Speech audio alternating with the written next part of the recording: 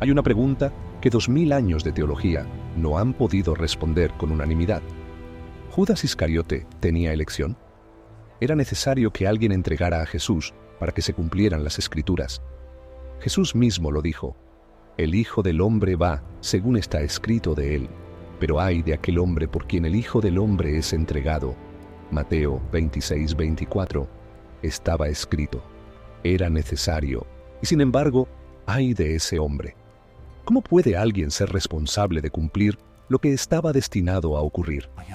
Esa pregunta no es solo teológica. Es la pregunta más profunda sobre la libertad humana que existe en toda la tradición cristiana. Y Judas Iscariote es el personaje que la encarna con una intensidad que ningún otro personaje del Nuevo Testamento iguala. Pero antes de llegar a esa pregunta, necesitamos reconstruir quién era este hombre. No el símbolo, no el traidor genérico. El hombre específico que caminó 3 años con Jesús, que vio los mismos milagros que Pedro y Juan, que escuchó el mismo sermón del monte, que estuvo en la misma última cena y que en algún momento de esa historia tomó una decisión que cambió el curso de la humanidad. ¿Por qué lo hizo? ¿Qué le pasó después? ¿Y qué dice de él el texto que la Iglesia mantuvo oculto durante 1700 años? El año es 33 después de Cristo, y el caso más oscuro de los Evangelios está a punto de abrirse. El primer error que cometemos al estudiar a Judas es empezar por la traición. Si empezamos por la traición, Judas se convierte en una figura unidimensional, el traidor, el malo de la historia, el que siempre iba a hacer lo que hizo, pero los evangelios no lo presentan así. Lo presentan como alguien que fue elegido, que fue confiado, que fue parte del círculo más íntimo de Jesús durante 3 años. Empecemos por lo que su nombre nos dice. Judas Iscariote. El primer nombre, Judas, Yehuda en hebreo, era uno de los nombres más comunes en la Palestina del primer siglo. Era el nombre del 4º hijo de Jacob, el patriarca de la tribu de Judá, de la que descendía el linaje davídico y mesiánico. Era el nombre de Judas Macabeo, el héroe nacional que había liberado a Israel del yugo griego 2 siglos antes. Era un nombre con peso histórico, con resonancias de valentía y de fidelidad nacional. El segundo nombre, Iscariote, ha generado debate académico durante siglos. La interpretación más extendida lo conecta con el hebreo Ish Keriot, hombre de Keriot. Keriot era una ciudad en el sur de Judea, mencionada en el libro de Josué. Si esta interpretación es correcta, Judas era el único discípulo que no era galileo. Era el único del sur en un grupo de norteños. El único de Judea en un grupo de hombres del entorno del lago de Galilea. Esta distinción geográfica no es un dato menor. En la Palestina del primer siglo existía una tensión cultural significativa entre los galileos, considerados por los judíos del sur como menos refinados y menos estrictamente observantes de la ley, y los judíos de Judea, que habitaban el territorio donde estaba Jerusalén y el templo. Judas venía del mundo que Jesús y los 11 no conocían desde adentro. ¿Qué lo había llevado a unirse al grupo? Los evangelios no lo explican, pero lo que sí registran es que Jesús lo eligió deliberadamente. Lucas 6, 13, 16 lista a los 12 apóstoles y Judas aparece en la lista con la misma naturalidad que los demás. No hay ninguna señal de advertencia, no hay ninguna indicación de que su elección fuera un error. Fue elegido por el mismo que elegiría sabiamente a los demás. Y fue elegido para una responsabilidad específica que ninguno de los otros tenía. Juan 12:6 y Juan 13:29 registran que Judas era el tesorero del grupo. Tenía la bolsa, era el que administraba los recursos económicos del ministerio itinerante de Jesús y los 12.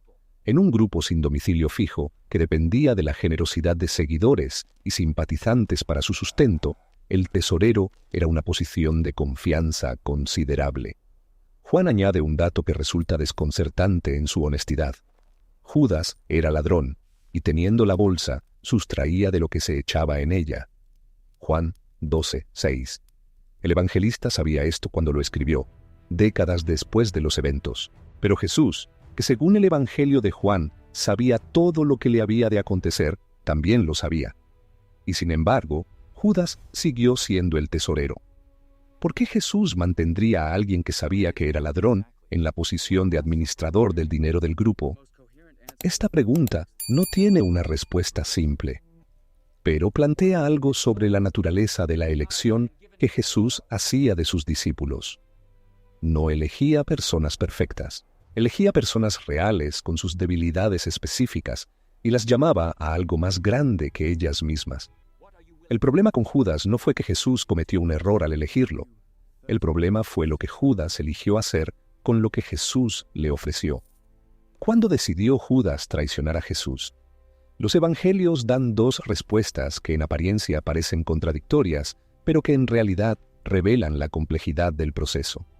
Lucas dice que Satanás entró en Judas antes de que fuera a los principales sacerdotes.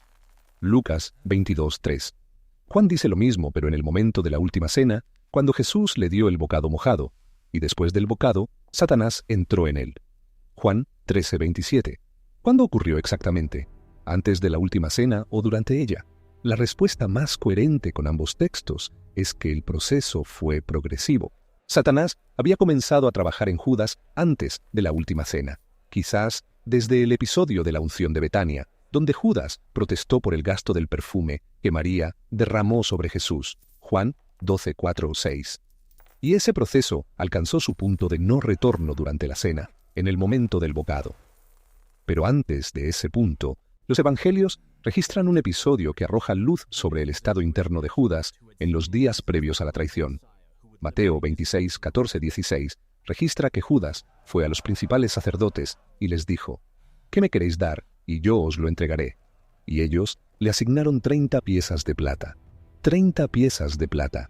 El profeta Zacarías había escrito en el capítulo 11, versículo 12, siglos antes, y dijeron: «Pésanos nuestro salario». Y pesaron por mi salario 30 piezas de plata. Y luego, y tomé las 30 piezas de plata y las eché en la casa del Señor al tesoro. Zacarías 11:13. Mateo cita explícitamente este texto en el capítulo 27 al describir lo que ocurrió después con el dinero. El precio que Judas aceptó por Jesús era exactamente el precio que la ley mosaica fijaba como compensación por la muerte accidental de un esclavo. Éxodo 21:32. Era la cantidad más baja posible dentro del sistema de compensación legal judío. Era una declaración implícita del valor que los sacerdotes asignaban al que iban a comprar. ¿Por qué Judas aceptó ese precio? Las teorías son múltiples y reflejan comprensiones muy diferentes de quién era Judas. La teoría más común en la tradición popular es la avaricia simple. Juan ya había registrado que era ladrón. El dinero era su debilidad. Pero esta teoría tiene un problema. 30 piezas de plata no era una fortuna. Era, según las estimaciones de los historiadores, el equivalente aproximado al salario de un jornalero durante un mes. No es la cantidad que un hombre ambicioso buscaría si quisiera enriquecerse con una traición. Y el hecho de que Judas devolviera el dinero inmediatamente después de la condena, arrojándolo en el templo con un gesto de rechazo, sugiere que el dinero nunca fue su objetivo principal. La segunda teoría, que ha tenido defensores académicos serios desde el siglo XIX, es la del celote decepcionado. Según esta interpretación, Judas era un nacionalista judío que había visto en Jesús al Mesías político que liberaría a Israel del yugo romano. Cuando quedó claro que Jesús no iba a encabezar una revolución armada, especialmente después de la entrada en Jerusalén, donde la multitud lo aclamó como rey, pero él no tomó ninguna acción militar. Judas habría decidido forzar la situación. Al entregar a Jesús a las autoridades, quizás esperaba que Jesús reaccionara y desencadenara la crisis que produciría la liberación. Esta teoría explicaría también el arrepentimiento inmediato de Judas cuando vio que Jesús había sido condenado. Si su plan era forzar la mano del Mesías, no que Jesús muriera, la condena a muerte habría sido exactamente el resultado opuesto al que esperaba. El dinero devuelto, la declaración de haber entregado sangre inocente, el suicidio, todo sería coherente con alguien cuyo plan había salido terriblemente mal y que no podía vivir con las consecuencias. La tercera teoría, desarrollada por algunos teólogos a lo largo de los siglos, es que Judas Actuó movido por una mezcla de ambición personal y resentimiento acumulado. El episodio de la unción de Betania, donde María derramó perfume caro sobre Jesús y Judas protestó por el gasto, revela una tensión entre Judas y Jesús que los otros evangelios no muestran tan claramente. Juan registra que esa protesta era hipócrita, no porque le importaran los pobres, sino porque llevaba la bolsa y quería el dinero para sustraer de él. Pero la hipocresía no excluye el resentimiento genuino. A veces las dos cosas coexisten. Y la cuarta teoría es la teológica más perturbadora, que Judas actuó conscientemente como instrumento del plan divino, sabiendo que su traición era necesaria para la redención. Esta es precisamente la interpretación que el Evangelio de Judas desarrolla con una radicalidad que sacudió al mundo académico cuando fue publicado. Pero antes de llegar ahí, necesitamos seguir la noche de la traición paso a paso. En este canal recorremos cada personaje con la misma profundidad con que hemos recorrido la Semana Santa. Si aún no estás suscrito, este es el momento. La última cena es el escenario más tenso de toda la historia de Judas, precisamente porque todo ocurre a la vista de todos y nadie entiende lo que está ocurriendo. Jesús estaba sentado a la mesa con los 12. Sabía lo que iba a ocurrir. Lo sabía con una certeza que Juan describe explícitamente. Jesús, sabiendo que el Padre le había dado todas las cosas en las manos y que había salido de Dios y a Dios iba. Juan 13:3. Y con ese conocimiento pleno, tomó la toalla y lavó los pies de sus discípulos. Los pies de todos, incluyendo los de Judas. El que iba a entregarlo recibió el mismo lavamiento que Pedro. El que llevaba en la bolsa el acuerdo con los sacerdotes recibió el mismo gesto de servicio que Juan. Jesús se arrodilló ante Judas y le lavó los pies. Esta escena merece una pausa completa. ¿Qué significa que Jesús lavara los pies del hombre que sabía que lo iba a entregar esa misma noche? Significa que el amor que Jesús practicaba no tenía la condición de la reciprocidad. No amaba a los que lo amaban. Amaba a los que estaban frente a él, incluyendo al que ya había tomado la decisión de traicionarlo. El lavamiento de los pies de Judas es quizás el acto más radicalmente incondicional de todo el Evangelio. No la crucifixión, que era el destino hacia el que todo apuntaba. El lavamiento de los pies de Judas, que era la elección libre de amar al que ya había elegido no corresponder. ¿Qué pensaba Judas en ese momento? ¿Sintió algo cuando las manos de Jesús tomaron sus pies y los lavaron con agua? Hubo un instante de duda, de vergüenza, de la tentación de decir que no podía seguir adelante. El texto no lo dice. Y esa ausencia es uno de los silencios más cargados de todo el Evangelio. Y luego vino la revelación. Jesús se turbó en espíritu y declaró: de cierto os digo que uno de vosotros me va a entregar. Juan 13:21. La consternación fue inmediata. Los discípulos comenzaron a mirarse unos a otros. Pedro le hizo señas a Juan para que preguntara de quién se trataba. Y Juan, recostado junto a Jesús, le preguntó en voz baja. En ese momento, Mateo registra algo que Juan no incluye. Cada uno de los discípulos comenzó a preguntarle a Jesús: ¿soy yo, Señor? Mateo 26:22. Y entre esos discípulos estaba Judas. Mateo 26:25 registra que Judas mismo preguntó: ¿soy yo, Rabí? Y Jesús respondió: tú lo has dicho. Esta pregunta de Judas es uno de los momentos más desconcertantes de toda la narrativa. ¿Sabía que Jesús sabía? ¿Estaba fingiendo ignorancia para mantener las apariencias? ¿O había algo en la pregunta que era genuino? Un último intento de ser confrontado directamente, de escuchar una respuesta que pudiera detenerlo. La respuesta de Jesús fue dada también en código para los demás, a quien yo diere el pan mojado. Y tomó el pan, lo mojó en el plato y se lo dio a Judas. En el protocolo del banquete del Oriente Próximo Antiguo, ofrecer el bocado mojado a alguien era un gesto de honor, de afecto especial del anfitrión hacia un invitado. No era una acusación pública, era una última oferta privada, una última extensión de la mano hacia alguien que todavía podía cambiar de dirección. Jesús le estaba dando a Judas, delante de todos, y sin que ninguno de los otros comprendiera lo que estaba ocurriendo, una última oportunidad. Judas tomó el pan. Y entonces Juan registra una de las frases más cargadas de teología de todo el Nuevo Testamento. y después del bocado, Satanás entró en él. Juan 13:27. El rechazo de la última oferta fue el punto de inflexión. No antes, después. Cuando el bocado fue tomado sin que produjera el cambio que todavía era posible, Jesús le dijo: «Lo que vas a hacer, hazlo más pronto». Juan 13:27. Los demás discípulos pensaron que Jesús le estaba encargando ir a comprar algo para la fiesta o dar algo a los pobres. Juan 13:29. La traición ocurrió delante de sus ojos y la malinterpretaron como un encargo doméstico. Así de cerca puede estar el mal de lo que amamos, y así de ciegos podemos estar ante él. Y Judas salió, y era de noche. Juan 13:30. Esa brevísima frase final, era de noche, no es un dato meteorológico. En la teología de Juan, la noche es el dominio de los que eligen alejarse de la luz. Judas salió al tipo de noche que más importa. Lo que ocurrió a continuación en Getsemaní ya lo hemos recorrido en episodios anteriores. Judas llegó con la multitud armada. Dio la señal convenida, el beso, el saludo habitual de respeto entre discípulos y maestros.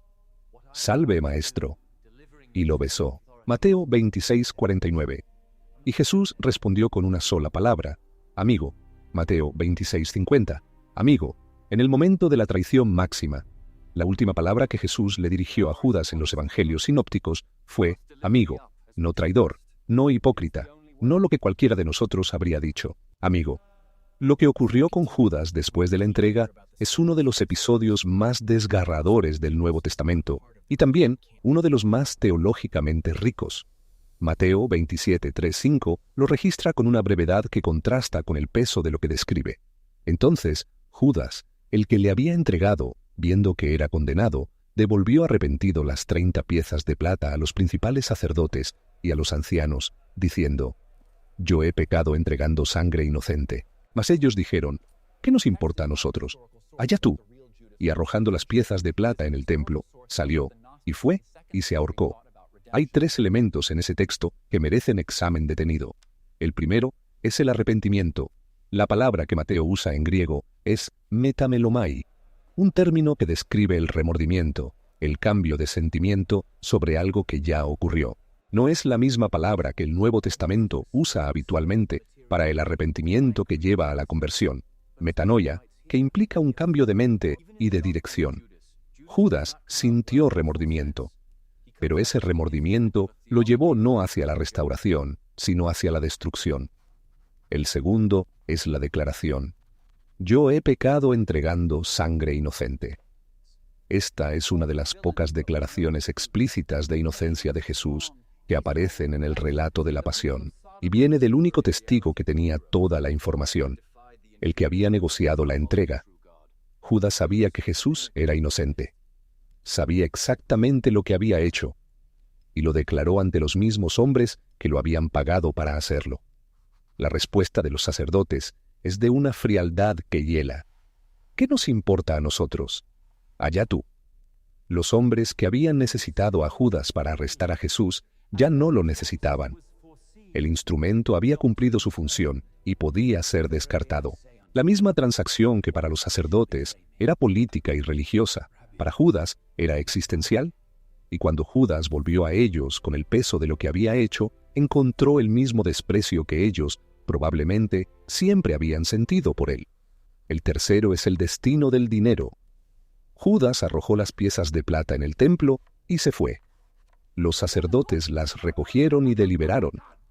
No podían ponerlas en el tesoro del templo, porque eran precio de sangre, y decidieron comprar con ellas el campo del alfarero para sepultura de extranjeros. Mateo 27:17.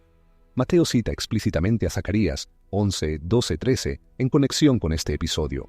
El dinero que había sido el precio de la traición terminó exactamente donde la profecía decía que terminaría, en la casa del Señor, usado para un propósito que nadie de los involucrados había planeado conscientemente. Ahora viene la complicación histórica que más ha intrigado a los estudiosos del Nuevo Testamento. Mateo dice que Judas se ahorcó. Pero Lucas, en el libro de los Hechos, da una descripción diferente de su muerte. Este, pues, Con el salario de su iniquidad adquirió un campo, y cayendo de cabeza, se reventó por la mitad, y todas sus entrañas se derramaron. Hechos 1:18. ¿Cómo reconciliar las dos versiones? Los apologistas del primer siglo ya enfrentaban esta pregunta y ofrecieron una solución que la medicina forense moderna ha encontrado plausible. Judas se ahorcó. Mateo está en lo correcto, pero el cuerpo quedó colgado hasta que la cuerda o la rama cedió y cayó. La descomposición y el impacto de la caída producirían exactamente la descripción que Lucas da.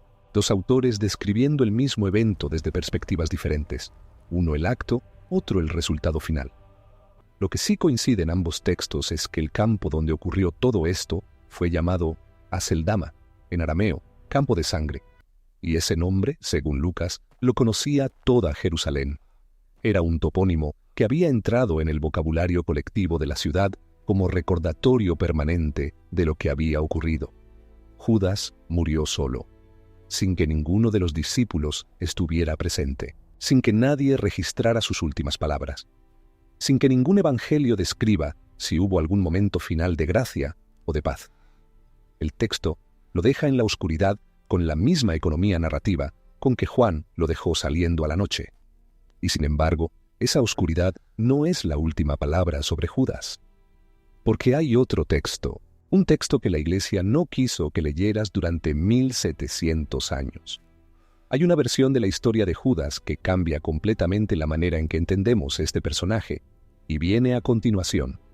En 1978, en una cueva del desierto egipcio cerca de El Minya, un campesino descubrió un códice de papiro envuelto en cuero que llevaba siglos enterrado. Durante años el manuscrito circuló en el mercado negro de antigüedades, deteriorándose progresivamente. Pasó por las manos de varios comerciantes y compradores. Estuvo almacenado en una caja de seguridad de un banco en Nueva York durante más de una década, en condiciones que aceleraron su degradación. Finalmente, fue adquirido por la Fundación Maecenas para el Arte Antiguo y entregado a un equipo de expertos del National Geographic para su restauración, traducción y publicación. En 2006, el mundo académico y el público general pudieron leer por primera vez el Evangelio de Judas. El texto no era desconocido por su existencia. Ireneo de León, uno de los padres de la Iglesia del siglo II, lo había mencionado en su obra Contra las herejías, escrita alrededor del año 180 después de Cristo. Ireneo lo describía como un texto que los gnósticos caínitas usaban para glorificar a Judas como el instrumento más importante del plan de salvación. Pero el texto mismo había desaparecido. Hasta 1978. ¿Qué dice el Evangelio de Judas? El texto presenta una conversación privada entre Jesús y Judas, separada de los demás discípulos, en los días antes de la traición. En esta conversación, Jesús revela a Judas conocimientos secretos sobre la naturaleza del universo, los arcontes, el Dios verdadero que trasciende al demiurgo creador del mundo material. Es una cosmología típicamente gnóstica. Pero el elemento que sacudió al mundo académico y popular cuando fue publicado es otro. En el Evangelio de Judas, Jesús le dice a Judas que será el discípulo más grande de todos, porque será el único que tendrá el valor de hacer lo que debe hacerse. Le dice que lo que va a hacer, entregarle a las autoridades, es necesario para que el Espíritu de Jesús pueda liberarse del cuerpo material que lo aprisiona. Judas no es el traidor, es el liberador, el que hace posible la redención, precisamente porque está dispuesto a cargar con el peso del odio de todos los demás. En el Evangelio de Judas, la traición no es una defección, sino una obediencia. Judas no entrega a Jesús contra su voluntad, lo entrega por instrucción directa del propio Jesús. Antes de continuar, necesitamos ser claros sobre el estatus de este texto. El Evangelio de Judas no es parte del canon cristiano. Fue rechazado por la Iglesia primitiva precisamente porque su cosmología gnóstica, la idea de que el mundo material es una creación inferior de un demiurgo ignorante y que la salvación consiste en la liberación del espíritu del cuerpo, es incompatible con la teología cristiana ortodoxa que afirma la bondad de la creación material y la resurrección corporal.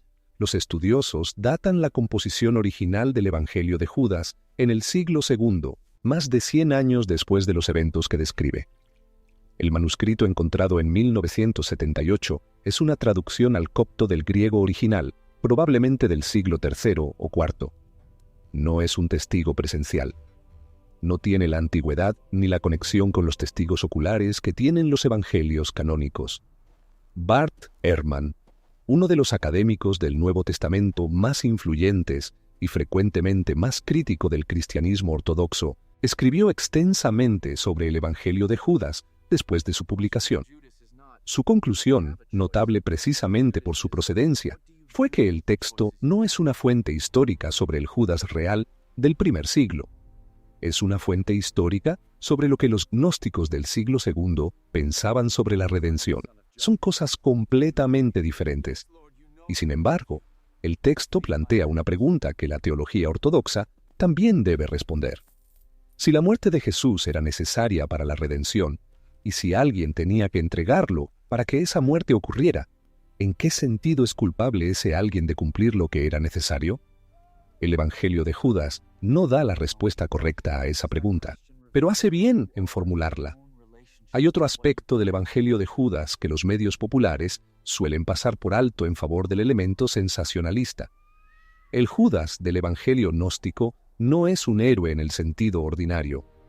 Es el instrumento de una liberación que en la cosmología gnóstica significa escapar del cuerpo material, una visión que los cristianos ortodoxos consideran una negación de la bondad de la creación y de la resurrección corporal. En otras palabras, incluso en el Evangelio de Judas, Judas no sale bien parado en el sentido pleno. Sale como el instrumento de una teología que la Iglesia rechazó por razones que van mucho más allá de la conveniencia institucional. La historia de Judas en la tradición cristiana primitiva es más compleja de lo que la narrativa popular sugiere. Ireneo de Lyon, que es el primero en mencionar el Evangelio de Judas, lo hace para condenarlo. Pero su descripción del texto revela que existía en el siglo II una comunidad, los cainitas, que no solo leía ese Evangelio, sino que había construido una teología completa alrededor de la idea de que los villanos del Antiguo Testamento, Caín, los habitantes de Sodoma, Esaú, Coré, eran en realidad los héroes, los que habían desafiado al demiurgo inferior para seguir al Dios verdadero. Judas era el pináculo de esa lista. Orígenes de Alejandría, el teólogo cristiano más prolífico del siglo III, abordó la pregunta del libre arbitrio de Judas con una sofisticación que pocos de sus contemporáneos igualaban. Su argumento era que la presciencia divina, el hecho de que Dios sabía de antemano lo que Judas haría, no elimina la responsabilidad de Judas. Dios sabe lo que cada persona elegirá libremente. Pero ese conocimiento previo no causa la elección. Judas eligió libremente.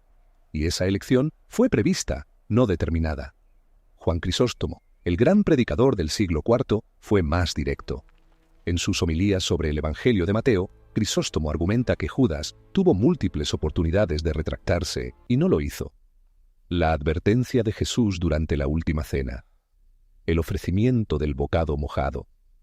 La pregunta, ¿acaso soy yo, Rabí?, que Judas mismo formuló cuando Jesús anunció que sería traicionado. Cada uno de esos momentos era una puerta abierta. Judas eligió no cruzarlas.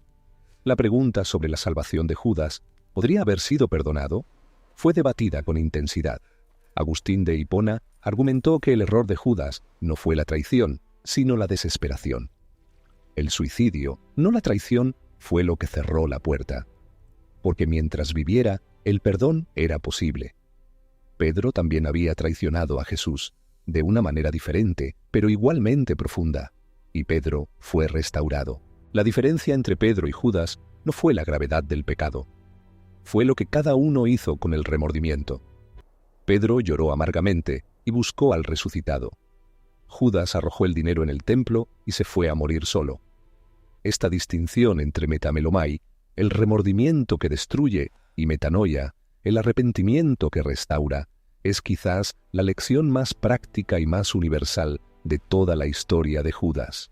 No la traición, no el dinero, no la cosmología gnóstica del Evangelio de Judas, sino esto. Lo que haces con el peso de lo que hiciste determina tu destino más que lo que hiciste. Si conoces a alguien que está cargando el peso de algo que siente imperdonable, comparte este video con esa persona.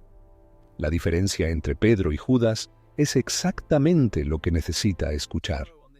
Judas Iscariote ha generado más interpretaciones, más obras de arte, más debates teológicos y más literatura que cualquier otro personaje del Nuevo Testamento, excepto el propio Jesús.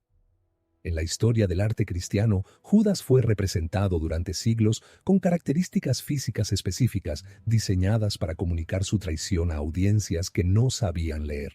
En los mosaicos bizantinos y las pinturas medievales, Judas suele aparecer con el cabello rojo, color asociado en la cultura medieval con la traición y la falsedad, sin aureola cuando todos los demás apóstoles la tienen, y frecuentemente separado espacialmente del grupo, incluso cuando está físicamente presente en la escena.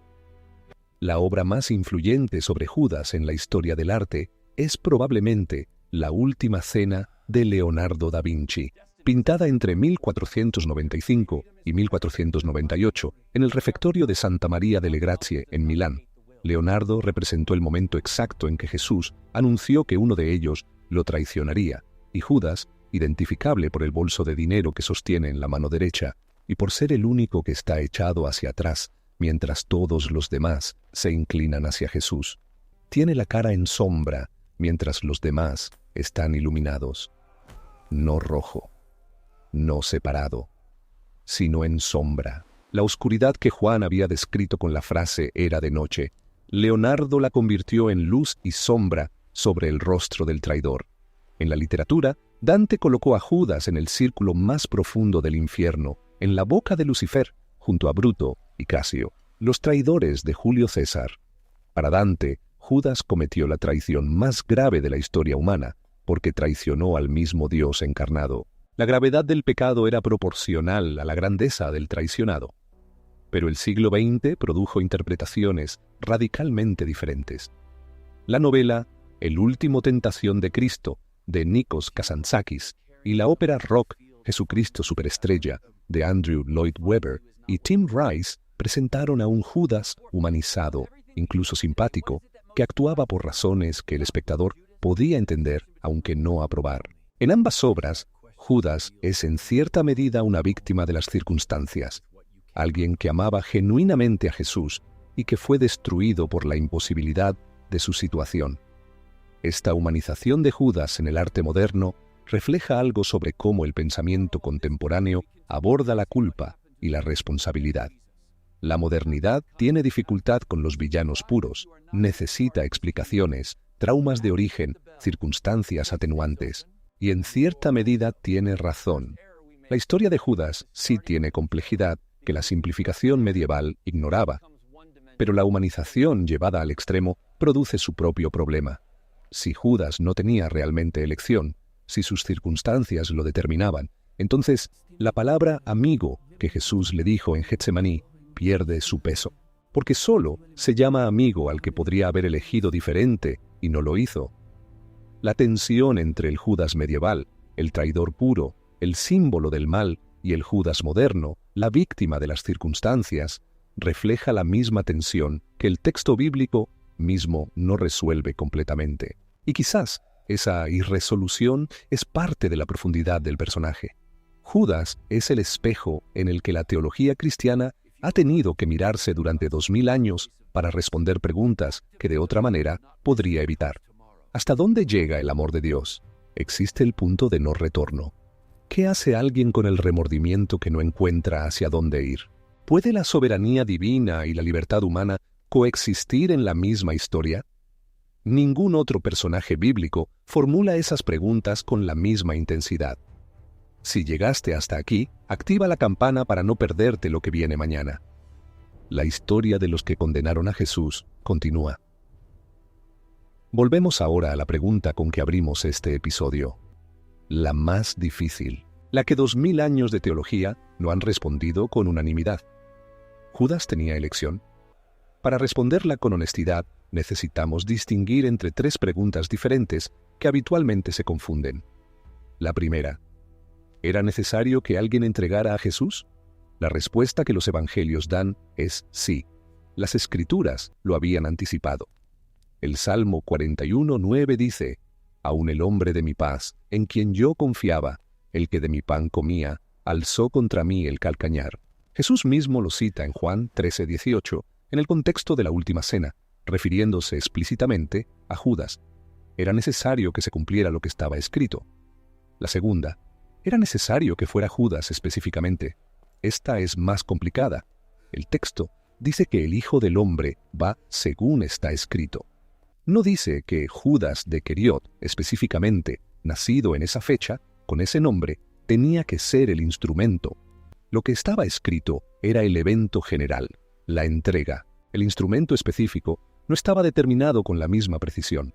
La tercera, ¿eligió Judas libremente dentro de las circunstancias en que se encontraba? Aquí es donde la teología cristiana mayoritaria ha respondido con un sí firme. Judas tomó decisiones. Fue al mercado de esclavos negro de la traición y negoció un precio. Esperó el momento adecuado. Dio la señal convenida. Ninguna de esas acciones fue realizada bajo coerción física. Fueron elecciones. Pero hay una tensión que el texto mismo no resuelve completamente. Juan 6:64 registra que Jesús decía: «Hay algunos de vosotros que no creen», y añade, porque Jesús sabía desde el principio quiénes eran los que no creían y quién le había de entregar. Y en Juan 17:12, Jesús ora al Padre y dice: «Ninguno de ellos se perdió, sino el hijo de perdición, para que la Escritura se cumpliese». El hijo de perdición, una expresión que en el griego del primer siglo describía a alguien cuyo destino era la destrucción. No simplemente alguien que tomó malas decisiones, alguien identificado por su destino. ¿Cómo puede alguien ser libre si su destino está identificado antes de que tome sus decisiones? La teología reformada responde con la distinción entre presciencia y predestinación. Dios sabe lo que Judas elegirá, pero ese conocimiento no fuerza la elección. La teología del libre albedrío responde que Judas pudo haber elegido diferente en cada momento y que si hubiera elegido diferente, alguien más habría cumplido el papel. La teología de la compatibilidad responde que libertad y determinación pueden coexistir en formas que nuestra lógica humana no puede procesar completamente. Ninguna de estas respuestas es completamente satisfactoria, y quizás esa insatisfacción es parte del punto. La historia de Judas nos fuerza a confrontar el límite de lo que la razón humana puede resolver sobre la relación entre la soberanía divina y la libertad humana, y nos fuerza a hacerlo a través de un personaje concreto, específico, con nombre y apellido, y precio negociado, y campo comprado, y muerte solitaria. Judas no es una proposición filosófica, es una persona, y como persona, su historia resiste la reducción a cualquier sistema que pretenda explicarla completamente. Hemos recorrido a Judas desde múltiples perspectivas.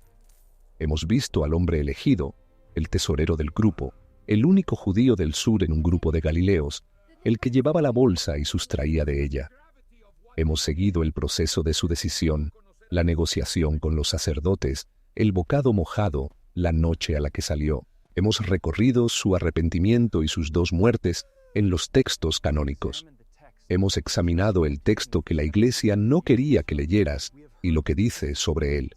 Hemos escuchado lo que los padres de la Iglesia debatieron durante siglos y hemos confrontado la pregunta que no tiene respuesta simple. ¿Qué te dice todo esto a ti? Lo primero es esto. La diferencia entre Pedro y Judas no fue la gravedad de lo que hicieron. Pedro negó conocer a Jesús 3 veces, con juramento, en el momento de mayor vulnerabilidad de su maestro. Judas lo entregó a las autoridades que lo ejecutarían. Son pecados de diferente naturaleza, pero de gravedad comparable. Ambos traicionaron al que habían prometido seguir. Ambos sintieron remordimiento después. La diferencia fue lo que cada uno hizo con ese remordimiento. Pedro lloró, pero buscó. Judas lloró, pero huyó. El remordimiento que no encuentra hacia dónde ir termina destruyendo al que lo carga.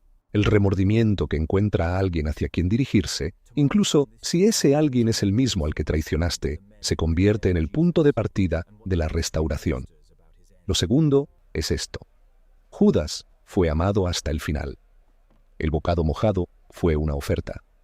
El lavamiento de los pies fue un gesto que incluía a Judas. La palabra amigo en Getsemaní fue la última extensión de una mano que todavía estaba abierta. Jesús no dejó de amar a Judas cuando Judas dejó de corresponder ese amor. El amor que Jesús practicaba no tenía la condición de la reciprocidad. Lo que eso significa para ti es que no hay un punto en tu historia desde el que el amor de Dios se haya retirado por lo que hiciste. Puede haber un punto desde el que tú te hayas retirado. Pero el bocado mojado sigue siendo ofrecido. Lo tercero es la pregunta sobre el libre arbitrio que Judas encarna con una intensidad que ningún otro personaje bíblico iguala. Tus circunstancias te han formado, tu historia, tu familia, tus heridas, tus tentaciones específicas. Todo eso ha configurado el terreno en el que tomas tus decisiones. Pero dentro de ese terreno tomas decisiones. Eres, como Judas, el producto de circunstancias que no elegiste completamente.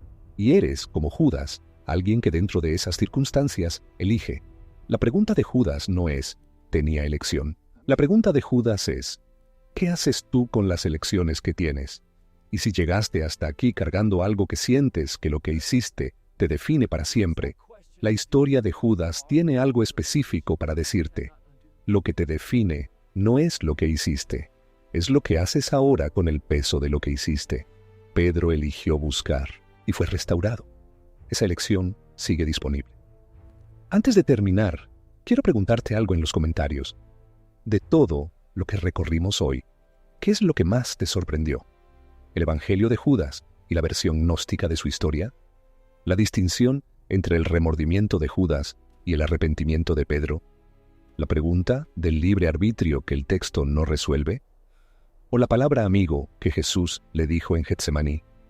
Cuéntamelo, porque esa pregunta revela dónde estás tú en tu propia relación con lo que no puedes deshacer.